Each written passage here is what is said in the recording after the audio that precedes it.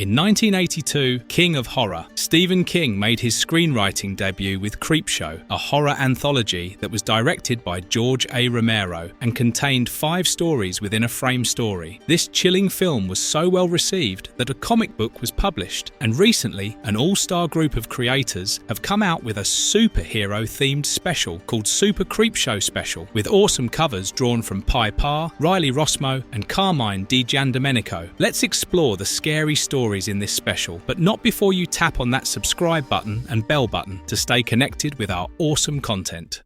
An alien superhero's death. The first story, Funeral for a Fiend, was written by Dan Watters and illustrated by Andres Mossa and Carmine Di It opens with the death of a Superman-like superhero, Mr. Astonishing, at the hands of his longtime nemesis Dr. Bastard. As the whole world grieves the loss of the Earth's greatest hero, his wife Lisa Lou refuses to leave the denial stage of grief. Even at his very impressive funeral, where the who's who of superheroes had attended, Lou kept her stance, insisting that the service was unnecessary. She explains that since Mr. Astonishing was from the planet Kar Hux, there is a good chance that he is still alive and merely recharging. Plus, he had promised Lou that he would never leave her. His tomb was built out of the mineral Shadonium from his home dimension. The mineral was so tough that only one person could chisel it in the shape of a casket, his fellow superhero Athena. They used this hard metal to make sure that Mr. Astonishing's old enemies did not defile his resting place. Lou let them all carry on with what she deemed a charade, because deep down in her heart, she believed that her husband would be back. If not in a few weeks, then at the worst, in a month. When he doesn't return after 3 whole months, Lou begins to get worried. She wonders if the Shadonium has been preventing her husband's cells from recharging. This worry grows into paranoia as she wonders if he is too weak to lift the lift and whether he is lying in wait for her to come save him, as he had saved her all the times before. She breaks into the tomb and opens Mr. Astonishing's coffin. Lou assumes she was right as his corpse levitates above, but Mr. Astonishing is completely gone, and it is just his body entering primary flaccidity, a phenomenon where the muscles relax before rigor mortis sets in. Because of this, his eyelids slip open and his deathly nuco-vision obliterates his tomb. At this point, we realise that the decision to use Shadonium was not just to keep the villains out, but to keep Mr. Astonishing inside too. Since he was not from Earth, his process of decay was different and largely unknown to the other soups. Human cells during decay would go through autolysis, a process where the cell enzymes eat through their own proteins, membranes, and DNA due to the lack of oxygen. Since Mr. Astonishing's body was like a battery, his cells were leaking energy as they ate themselves, and this energy propelled his body into flight. Mr. Astonishing's body does a lot of damage in the city while flying this way, with his eyes never closing and never pausing the nucovision. The superheroes immediately fly into action to get control of the body, which once belonged to someone better than all of them. As superheroes too fall prey to the nucovision, Lou realizes her mistake. She sees the face that had loved her, that had flown her to the lunar seas for her honeymoon, and had smiled at her over mornings that seemed mundane, and realizes that he is gone. She aims the Huxionite ray gun, the only weapon capable of hurting a Kar Huxian, and shoots. As his body is split into pieces, Lou sighs in relief and apologizes to Maddie Scientist, the one superhero who had predicted this outcome and had insisted on Shadonium. But Maddie explains that the gut microbiome, which is necessary in humans, lives on after the human's death thanks to autolysis in the gravesite. Mr. Astonishing's gut microbiome would obviously be more powerful than normal bacteria and would recharge, like Mr. Astonishing, under the sun. So Maddie Scientist had hoped that once Mr. Astonishing's body decayed, his gut microbiome starved inside his coffin. But now, since they were out under the sun, they grew into terrifying 3-eyed creatures who had no goal but only to eat and reproduce. Just as Maddie Scientist finishes his explanation, the supermicrobes attack him and Lou, leaving behind only their skeletons. Creep ends with a creepy remark that no one could argue that Lou or Mr. Astonishing did not have guts. This is a really well thought out story, and the attention given to superhero biology is also impressive.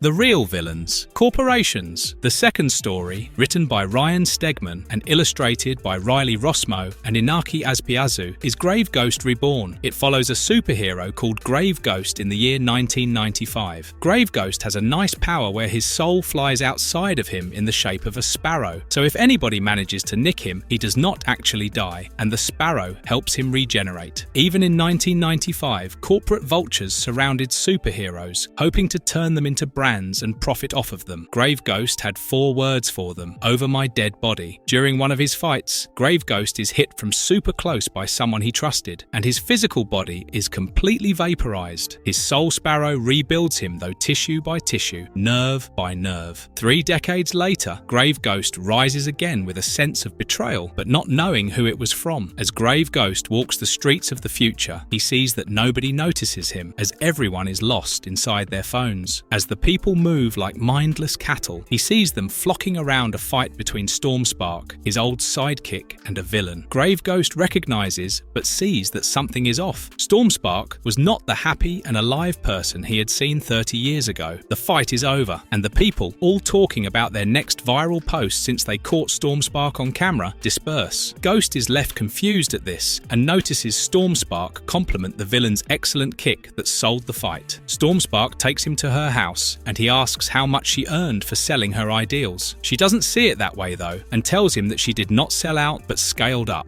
Calling him dramatic, she remarks how he would have never accepted it, and the old way would have left them at a disadvantage. This is enough for Ghost to realise that it was Stormspark who offed him. He attacks her, demanding an explanation as to how she could kill someone who trained her. She tells him that she just needed time and had shared half of her powers with Edenova, a corporation that clearly does no good. With her powers at half of what they used to be, Ghost easily outpowers her, but a large businessman arrives to her rescue. Ghost recognises the guy as someone who had once pitched lunchbox concepts with superhero faces on them. A fierce fight begins between the two, with the businessman offering to bring him on board as he is an old brand with a lot of legacy attached. He also tells Ghost that the world was now better, safer, and had order. Ghost is no match to the businessman who seems to be all superheroes rolled into one. Ghost realises that he was being buried alive by the businessman's body, which had started to contort into a giant gelatinous monster with every hit. As Grave Ghost is buried alive, Creep ends the story with an Edenova poster that asks everyone to be their best self. This was probably my least favourite story, as they had a pretty nice outline, a money-hungry corporation that did not care about ethics and a superhero who still believed in big noble ideas, but it was poorly executed. The fight against the big bad corporation fizzles down to just one executive hashing it out with Grave Ghost, which seemed anticlimactic to the build-up.